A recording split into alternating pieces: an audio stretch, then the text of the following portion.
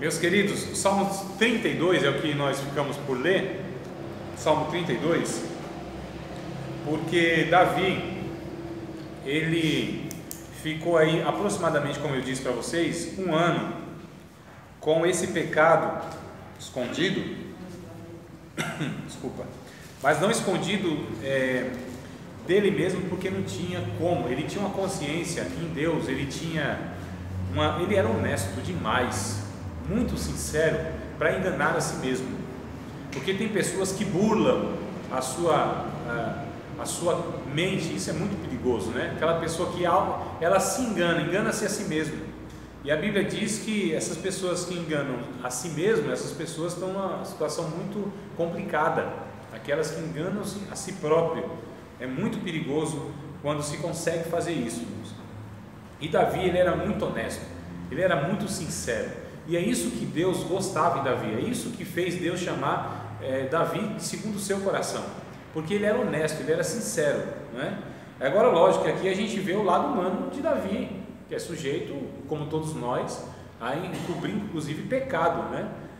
Agora imagine, irmãos, Davi na posição que ele tinha, na história que ele construiu.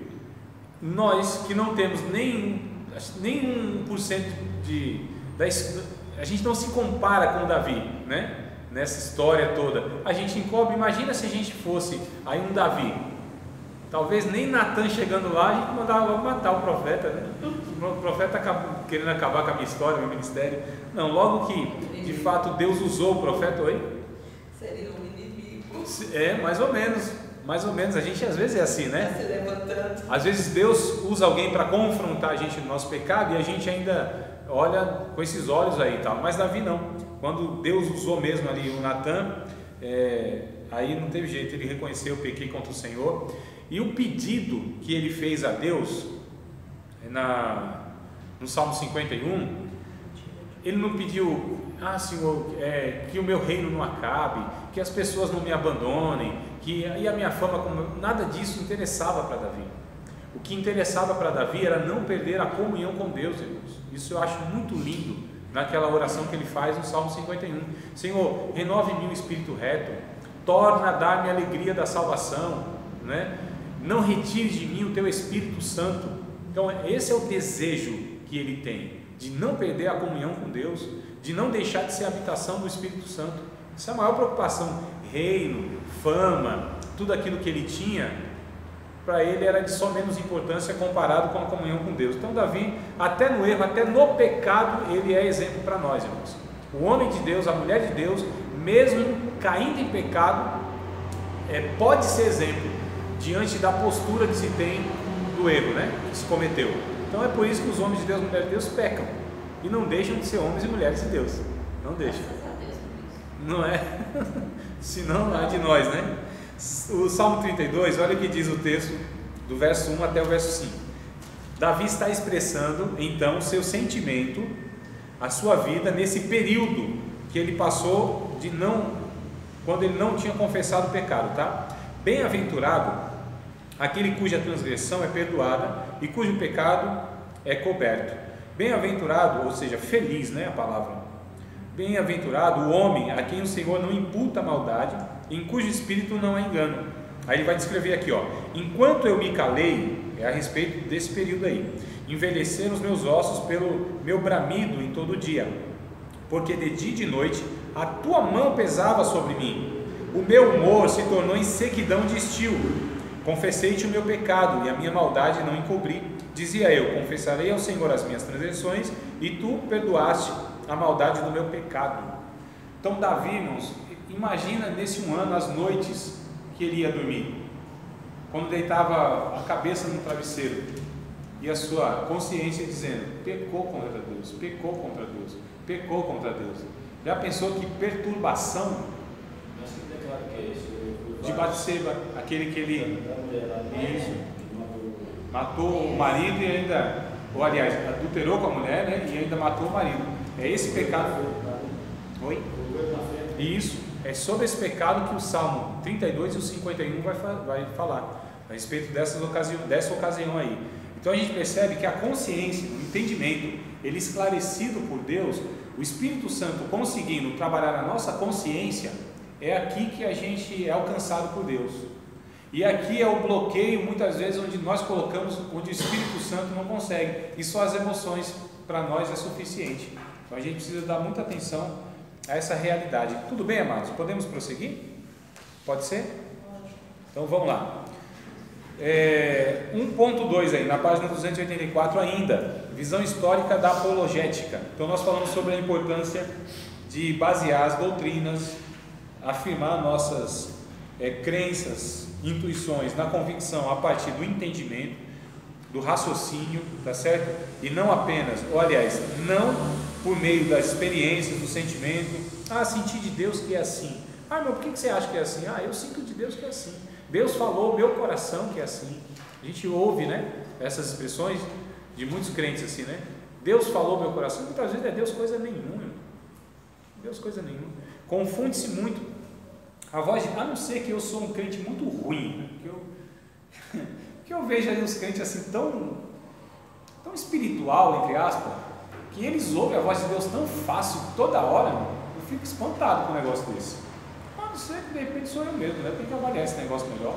Tão ruim assim, porque é difícil ouvir a voz de Deus de uma forma clara, a ponto de eu falar, Deus falou comigo, não é? A gente ouve, claro. Eu estou dizendo que não ouve, mas assim, as pessoas falam numa naturalidade tão grande que a gente fica humilhado, falando, nossa, essa pessoa deve assim ser crente mesmo, e eu não sou não, porque é tão difícil, né? A gente ouvir a voz de Deus assim de uma forma tão clara, a ponto de eu afirmar, não, Deus falou comigo e é assim que eu devo agir e tal. Não sei vocês, né? Vamos lá. Visão histórica. Bem, tem que ser bem mesmo. André, você não contar um fato rápido? Claro. A igreja veio um pregador uma vez e ele começou a pregar, e eu estava vendo hoje no meio de igreja, né? Ele desceu do culto. Não, ele ficou no culto e estava vendo um anjo e ele falou que ia pegar na asa do anjo. Ele ficava assim, ó. Tô pegando na asa do anjo. Aí foi uma cena muito estranha, né? Eu não sei se é espiritual demais. Sabe o que acontece? Eu não duvido e é fato. Claro que os anjos de Deus, não só no culto, aqui, eu posso afirmar isso tranquilamente. Eu não estou sentindo a presença, eu não estou sentindo o vento das asas do anjo. Mas a Bíblia diz que os anjos acampam ao nosso redor e estão de fato ao nosso redor. Eu estou sentindo? Não, mas eu sei. Eu sei. Então saber para mim vale muito mais do que eu sentir, porque se eu não sinto eu fico em dúvida. Agora se eu sei eu tenho a convicção e a certeza. Então Deus está no nosso meio. Os anjos com certeza estão aqui, não tenho dúvida disso. E não é nem para sensacionalizar, é que a Bíblia diz isso, não é? Agora qual é o propósito, por exemplo, de uma visão? Qual é o propósito desse pregador dizer que está vendo um anjo? Será que não é para mostrar a sua falsa espiritualidade?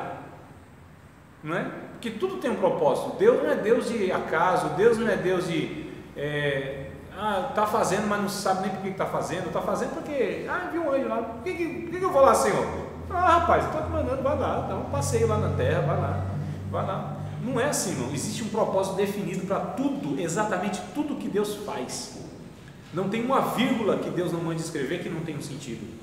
Não tem uma ação celestial que não tem um propósito. Não tem uma fala de Deus que não seja dirigida e tem um alvo a ser atingido. Não existe nada. Deus é Deus proposital. E tudo que faz tem um porquê na história. É fato. Então quando acontecem essas coisas, meu Deus do céu, eu sou incrédulo. Não porque eu não acredito que o anjo não pode se manifestar, ou não, Deus não possa abrir a visão. É porque que significado isso vai ter? Qual é a pedagogia disso?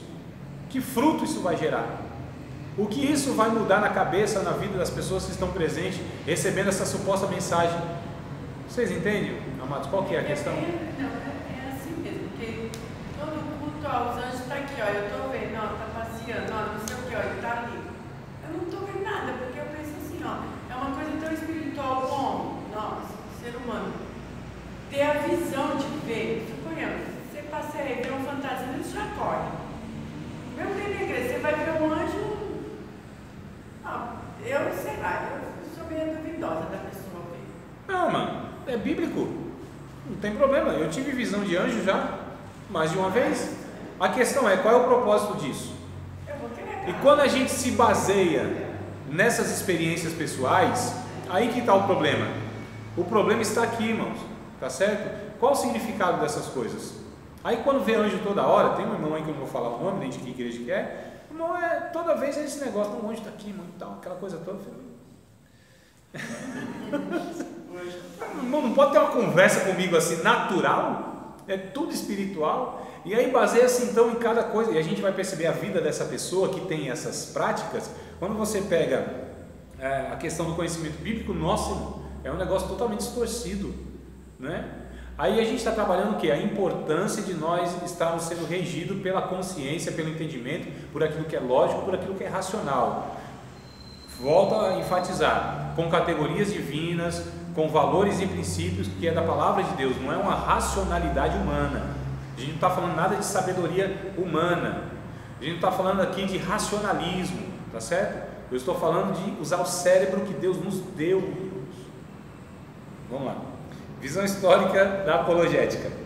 Apologéticas, tão tranquilo, é defesa da fé o termo, né? Deve-se entender desde o princípio que a apologética necessariamente envolve o investigador na filosofia formal e erudita, ou popular e individualista. Assim é que, quando alguém começa a apresentar um argumento baseado em raciocínio, já está falando como um filósofo, quer queira, quer não queira. Tertuliano conhecia a filosofia e usava argumentos filosóficos contra os filósofos incrédulos. Portanto, ele era um filósofo que argumentava contra a filosofia. Porém, se descrevermos pontos de vista histórico relativo à apologética, para todos os propósitos práticos, isso equivalerá a descrever aquilo que vários pais da igreja e cristãos posteriores pensavam sobre a filosofia. Quanto mais uma pessoa distancia-se da filosofia, menos valor dará à apologética, como uma atividade legítima para os cristãos. Irmãos, uma coisa que os cristãos também acham que não é de Deus, por assim dizer, é o pensamento mesmo, é a filosofia. Os filósofos acreditavam em Deus, não eram ateus, tá certo? A filosofia nada mais é do que a proposta de você pensar sobre as coisas, questionar as coisas. Mas nada, a grosso modo e resumindo, é isso. O que é filosofia? É ficar divagando, ser ou não ser a questão? Não, não é essa. Não é aquela coisa de ficar viajando na maionese como a gente usa. Organizado, né? Exatamente. Tinha um raciocínio lógico, né? Então, penso, logo existo, né? Penso, logo existo. Cogito, ergo, sum. Penso, logo existo. Por que eu penso, logo existo? Porque eu tenho a consciência do que eu existo por meio do pensamento. Ah, irmão, não gosto desse negócio de ficar pensando, não. Não é de Deus, não. Tudo assim, o Espírito que vem já resolve tudo. Não é assim que funciona. Não foi assim com Paulo, não foi assim com Pedro, não foi assim com os evangelistas, não foi assim com nenhum homem de Deus, irmão. Não foi. Alguns, claro, que tiveram, como Moisés, por exemplo, aliás, inclusive é um ponto de vista, não é nem tido para todos os teólogos sendo assim. Teve uma revelação, talvez assim, que não teve uma instrução prévia, tá certo? Que é mais ou menos um dom que a gente chama de dom da ciência da palavra. O dom da ciência da palavra é justamente esse dom que é manifestado, eu tendo conhecimento no momento sem prévia instrução. Isso para se resolver também alguma questão ou para trazer uma mensagem que a pessoa não foi informada. Mas isso é um dom, esporadicamente acontece, né, na vida de alguns e tem um propósito. Via de regra, a gente trabalha com a regra, não com a exceção, e nem todos temos o dom, e nem quem tem o dom também não tem o dom, entendeu? Porque o dom ninguém tem, o dom se manifesta. O dom manifesta-se em mim e eu não tenho dom, ninguém tem dom de nada. Irmão. Você acredita nisso? Que ninguém tem dom de nada? Ah, mas tem gente que profetiza, ela não tem o dom de profecia? Tem não. Se ela tivesse o dom de profecia, ela decidiria quando ela ia profetizar. Ah, mas tem gente que tem o dom de cura, os dons de curar. Não tem. Porque se ela tivesse o dom de curar, a hora que ela orasse, a cura tinha que acontecer. E nem sempre é assim. Vai se manifestar quando Deus quer. Exato. O Espírito que opera tudo em todos, tanto querer quanto efetuar. E Ele, o Espírito Santo, manifesta os teus dons quando Ele quer. Então eu não tenho dom. O dom é manifestado. 1 Coríntios, capítulo 12, está escrito isso, né? O Espírito manifesta os seus dons em quem quer. Um com profecia, outro com cura, dom da sabedoria da palavra, ciência da palavra, discernir espíritos, variedade de língua, interpretação de língua, dom da fé, maravilha, e tal, e tal, e tal. Mas é manifestado, não tem. E aí a gente as pessoas pensam que ela tem e usa quando bem entender. Está falando, a gente tem uma visão errada, um ensinamento errado. Exatamente. Exatamente. E aí, voltando aqui para o raciocínio, então as pessoas pensam que o pensar não provém de Deus. A gente pentecostal, a gente tem, moderado, né? A gente tem quando eu digo a gente, eu estou colocando a maioria. Quem não pensa é errado, né? Hã? Se você não pensar, você não é errado. Ah, então a conclusão Deus abençoe, irmãos, tem que sair um pouquinho mais cedo os varões lá, Deus te abençoe, vai com Deus. A gente pode abrir a porta da graça, pode levar também, tá certo, abrir a porta da graça. Então eu chego a uma conclusão, mediante a fala da Analice, que muitos são alienados, não pensam. Não é assim que é? Né? Então a gente tende a pensar que tudo que é organizado, a filosofia, como o Nego disse, bendito ainda, bendito és tu entre todos nós, que a organização, aquilo que pode ser elaborado, não pode ser de Deus. Ou seja, Deus só trabalha nessa questão do sopetão, do susto, né? Deus não pode assim organizar nada, elaborar nada. Não tem essa impressão, irmão? Né? Não, se a gente parou, pensou no texto, fez um sermão, escreveu, isso não pode ser de Deus. Tem que vir na hora, pãozinho quente do céu, não é? Aquela coisa toda. Não é assim. Observando na Bíblia, a gente vai ver pelos escritos, tanto dos evangelhos, por exemplo, depois você pega Paulo, até as palavras, a forma, quando a gente lê a Bíblia, a gente observa como que era o conhecimento, né, daquele que estava sendo usado por Deus. E você vê o conhecimento deles, a forma deles falarem, ou de vida, daqueles que eles tinham conhecimento, se expressa também, né, na forma como a Bíblia está escrita. Por exemplo, a forma de Paulo, quando a gente pega as cartas, é uma forma tão peculiar, tão diferente. Você vê, ele teve uma escola, né, um ensinamento, né? Exato. Para que fosse escrito daquela forma, com aquelas palavras. Tem essa questão também, né? Nos evangelhos a gente observa, né? Quando as palavras mais simples de sim, sem dúvida. Nossa, irmãos, quando se estuda a carta aos Romanos, é uma complexidade tão grande, mas tão grande.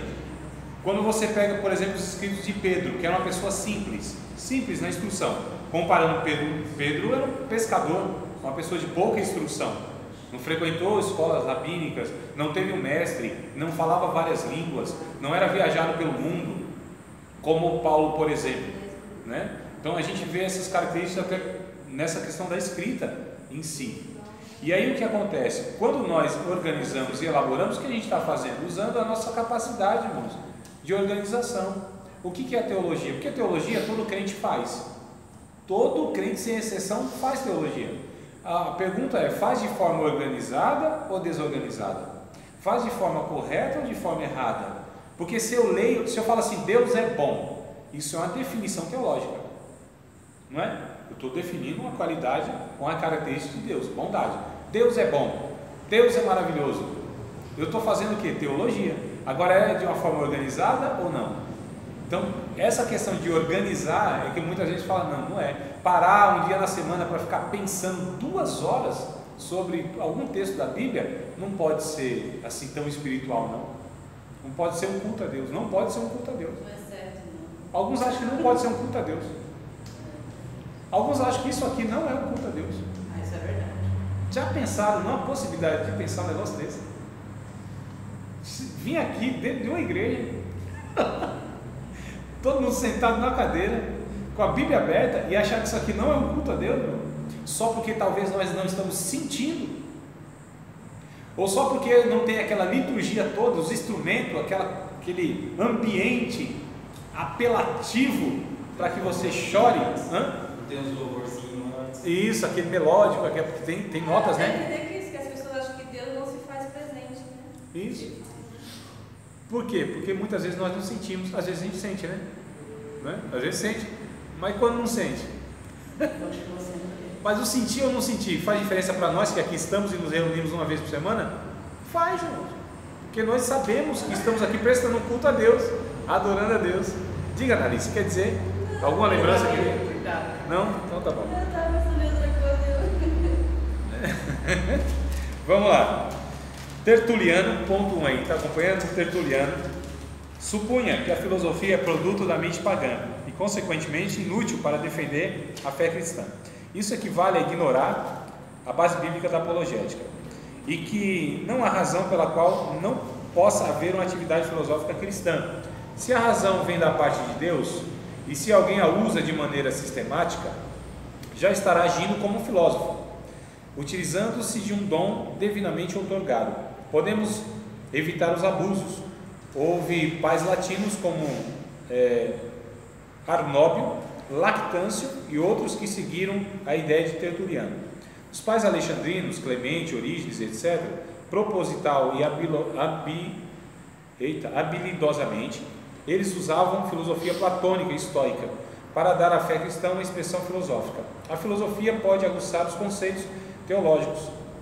Qualquer pessoa que tenha estudado filosofia pode usá-la para definir, aclarar e aprimorar seus conhecimentos teológicos. Um teólogo que tem estudado filosofia pode tornar-se o melhor teólogo. Podemos evitar os abusos, né? Agostinho, outro teólogo aí na história da igreja, ensinava que a filosofia é uma criada útil que pode ser empregada em favor da fé religiosa, esclarecendo-a e defendendo-a. Vamos só dar uma pausazinha aqui. Todo conhecimento que nós temos pode ser revertido em benefício para nós compreendermos melhor a palavra de Deus, não é? A gente já não viu isso em hermenêutica, por exemplo, que nós estudamos hermenêutica, o conhecimento histórico, arqueológico, cultural e etc. não favorece a gente ter um entendimento melhor da Bíblia? Todo conhecimento, eu fico espantado, por exemplo, as pessoas, esses que acham que o conhecimento não é proveitoso, conhecimento secular.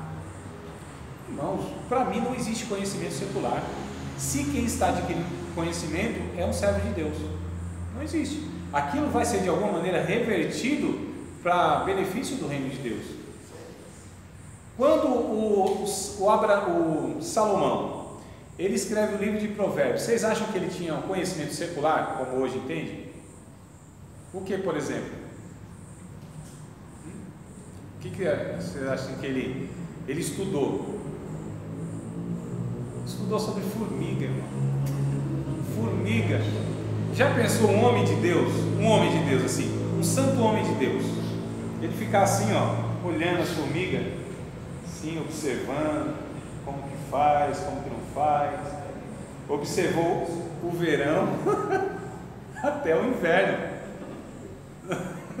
Olha só, e nem se sabe se foi um só verão e um só inverno, vai que foi alguns anos, até ele chegar àquela conclusão, ou ter aquela intuição, percepção, iluminação, para trazer isso e colocar aqui, que a gente tem hoje como palavra de Deus. Formiga, irmãos, formiga. Tem um homem na história, e ele é conhecido como o pregador assim, pentecostal mesmo, que é Jonathan Edwards. Tem aquela mensagem bem conhecida como Pecadores na Mão de um Deus Irado. O cara pregava assim, na unção de Deus, que era um negócio absurdo, espantoso mesmo. Ele tem um escrito, ele escreveu um tratado. Sabe o que é um tratado, irmão? Mas é um chumaço de folha, é um livraço sobre formiga. É sério, não estou brincando não. Você vê um homem espiritual que ele pode sim ter conhecimento das coisas da natureza e reverter isso de alguma maneira para contribuir para o reino de Deus? Claro que podemos. Eu estudei um bocado de outras coisas. E as minhas últimas formações, e a minha formação principal, aliás, não é nem teologia, vocês devem saber disso, acho que sabe. Alguns falaram assim para mim, mas como você consegue estudar isso? Isso não te atrapalha na fé? Eu falei, não entendi. Não entendi. Eu sou um cristão. Tudo que eu estudo vai contribuir para a minha fé, de uma maneira ou de outra. Estudar Karl Marx, Friedrich Nietzsche, né? Então uns caras aí que é tido assim como atrapalhado mesmo, né? Os caras que combate contra a fé mesmo, né? Mas assim, irmãos, isso não me atrapalha em nada, absolutamente em nada, pelo contrário, isso contribui, são mais ferramentas que eu tenho para compreender a fé, o ser humano e tudo mais aí. Então, inclusive a própria filosofia, estou agora fazendo pós-graduação em Sociologia e Filosofia. Ó, Júlia, aí estou acabando. Então, na mente de uns aí, eu estou desviando cada vez mais. Então, igual você fala, então, você é uma pessoa resolvida, você já tem uma maturidade cristã, né? Assim como um cristão. Porque tem muitos que realmente, se estudar uma coisa, ele fica pirado, aí ele se desvia, porque eles vão comparar, né, uma coisa com a outra e muitos realmente. É por isso, Annalise, que é isso que eu disse desde a primeira parte da nossa aula, tudo tem que ser subjugado à palavra de Deus, né? As categorias que a gente deve pensar nas categorias divinas da Bíblia, o ensinamento, os valores e os princípios bíblicos. Então assim, eu posso adquirir muitos conhecimentos em muitas áreas, mas a palavra última para mim, tudo tem que passar pelo crivo, lembra da palavra que eu falei? Pelo crivo bíblico. Então isso aqui é assim, bom, a antropologia diz isso e isso do homem, a psicologia diz isso e isso do homem, a ciência diz isso e isso do homem, tá, mas o que a palavra de Deus diz a respeito do homem? Isso aqui, então é isso aqui. Mas alguma coisa da psicologia, ela tem de alguma forma uma consonância também, e aquilo contribui para que eu compreenda o que a Bíblia diz a respeito do homem. Então eu pego aquilo que contribui da psicologia, tá certo? Para levar uma compreensão melhor. Eu pego aquilo da filosofia e trago para cá. Então eu vou juntando todos esses conhecimentos para que eu compreenda melhor a Bíblia. Mas essas coisas jamais tirará a minha convicção a respeito da palavra de Deus, porque a palavra de Deus já transformou a minha mente, e tudo o que eu vejo agora é com a lente do Espírito Santo, é com a lente bíblica, não é? Eu não posso ter uma visão humana, eu tenho uma visão divina. Entenda essa expressão minha. Eu tenho uma visão aqui a partir da compreensão da Bíblia, então eu filtro tudo, porque a Bíblia é esse filtro para mim.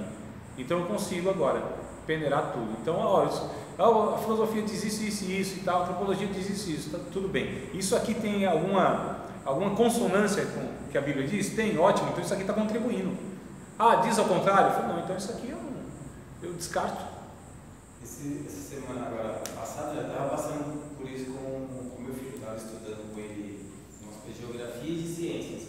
Aí entra naquela questão do homem, né? A escola vai ensinar toda aquela origem do homem, vai toda aquela sequência até chegar, né? Homem sábio. Depois também tem uma página lá pequenininha que explica como que era segundo a palavra, né, de Deus, a Bíblia, o nascimento através do primeiro homem, Adão e Eva. E a gente estudou os dois e eles sem problema nenhum. Aí ele chegou à conclusão e falou: pai, a gente acredita aqui, né? Porque a Bíblia diz isso, né? Eu falei isso, mas a escola vai falar isso. Se colocarem a pergunta para você sobre isso, quais são a sequência dos homens, responde uma por uma, não tem problema nenhum. Isso, exato. Você responder aqui, o que você crê? É isso? Eu falei: essa aqui eu tenho certeza que foi Deus que criou o homem.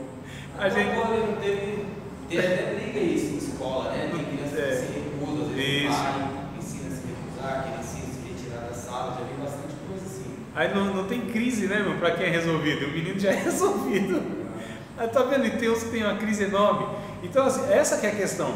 Amados, os cristãos parece que têm medo de serem universidade. É uma coisa que os cristãos ficam apavorados, que os filhos irem para a universidade. Eles vão desviar. Não, se desviou lá porque já não estava, já foi desviado. Porque quem tem a base bíblica, que foi transformado no seu entendimento, não tem verdade maior do que a Bíblia Sagrada, mais poderosa, mais forte do que a Bíblia Sagrada. A Bíblia diz que conhecereis a verdade e a verdade vos libertará. Se, pois, o Filho vos libertar, verdadeiramente sereis livres. Quem é livre na sua consciência e no seu entendimento pela palavra de Deus, jamais poderá ser escravizado novamente por engano nenhum, irmãos. A liberdade proporcionada pela convicção, pelo entendimento bíblico, ela é muito mais poderosa do que qualquer poder escravocrata de conhecimento humano. Ou seja, a minha cabeça nunca mais vai ser aprisionada por filosofia nenhuma, porque ela foi expandida de tal maneira que não tem conhecimento maior que faça ela reduzir. Não tem como. A palavra de Deus é muito mais poderosa do que o engano de Satanás, muito mais poderosa. A palavra de Deus liberta, mas liberta de verdade. Quebra as cadeias do inferno, some com a chave, que não tem como se aprisionar de novo. Não tem. A palavra de Deus, nós acreditamos nisso, que a palavra de Deus nos dá condições para que a gente possa lidar tranquilamente. Mas como a Annalise disse, você precisa ter uma maturidade, você precisa conhecer Bíblia. Então antes que a gente, por exemplo, ensine o nosso filho ou deixe o nosso filho ter contato com essas coisas, nós precisamos primeiramente falar a respeito da palavra de Deus. Então a questão é, quem vai chegar primeiro nisso?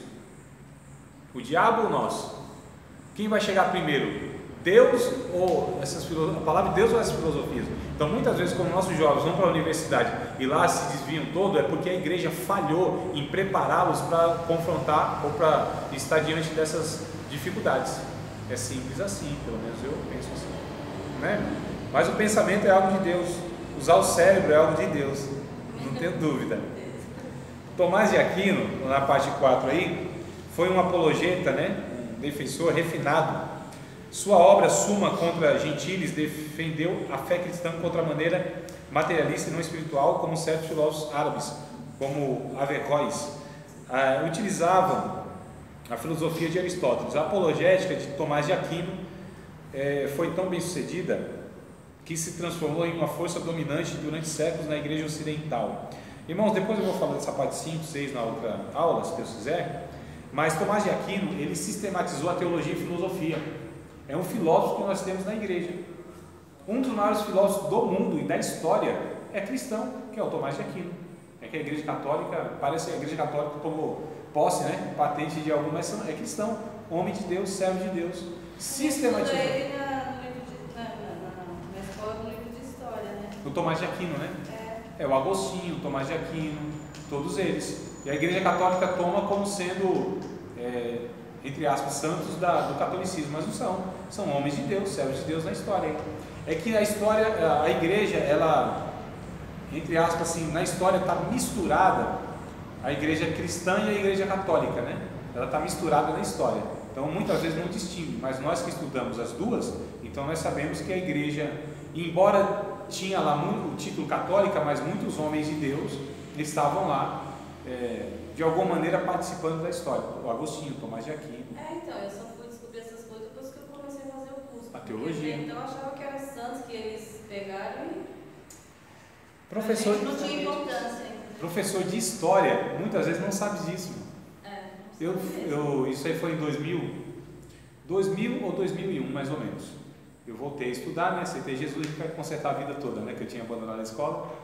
E voltei numa aula lá com um professor de história, numa pausazinha que eu dei, cheguei lá perto dele, conversa vai, conversa vem.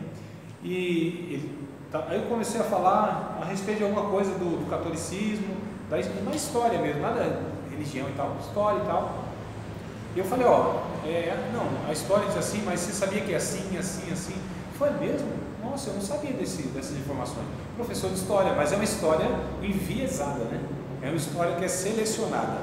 Então a gente não seleciona a história deve ser contada como de fato ela deve ser, a gente sabe que não é assim. A história é selecionada. Cada um seleciona a história para tirar o melhor dela para defender o seu lado. Acho que eles acham que se entrar nessa parte de religião, né, se falar dessas coisas, vai estar induzindo alguém, sei lá. Acho que eles têm meio medo de falar. Mais ou menos.